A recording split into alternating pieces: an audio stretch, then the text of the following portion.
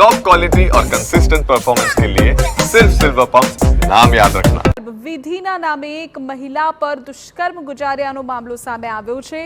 આપને કહી દઈએ આખી ઘટના સુરતની છે કે જ્યાં 19મી જાન્યુઆરીએ ભૂવો પીડિતાના ઘરે રોકાયો હતો। દંપતીને અન્ય રૂમમાં બેસાડીને પહેલા તો મંત્ર જાપ કર્યા અને ત્યારબાદ પીડિતા પર દુષ્કર્મ ગુજાર્યું।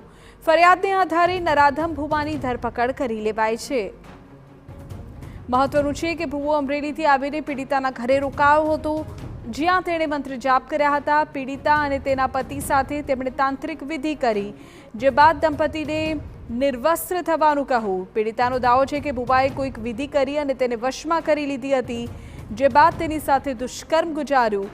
આ મામલે ફરિયાદ કર્યા બાદ પોલીસે આરોપી નરાધમ ભૂવા ભરત કુંજડિયાની ધરપકડ કરી લીધી છે।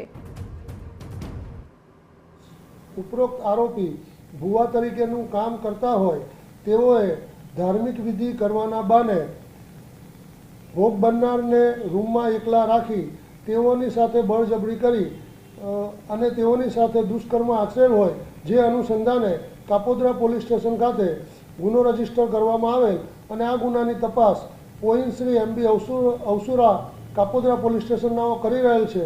ઉપરોક્ત ગુનાના કામે આરોપી ભરતભાઈ કડવાભાઈ કુંજડિયાનાઓને આજ રોજ ધરપકડ કરવામાં આવેલ છે।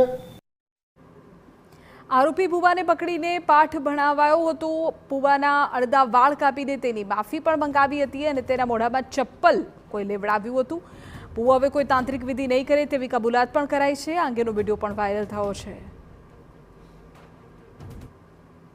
મેં વિધિ કરી હતી તાંત્રિક જે કાંઈ હતું તે એની હું માફી માગું છું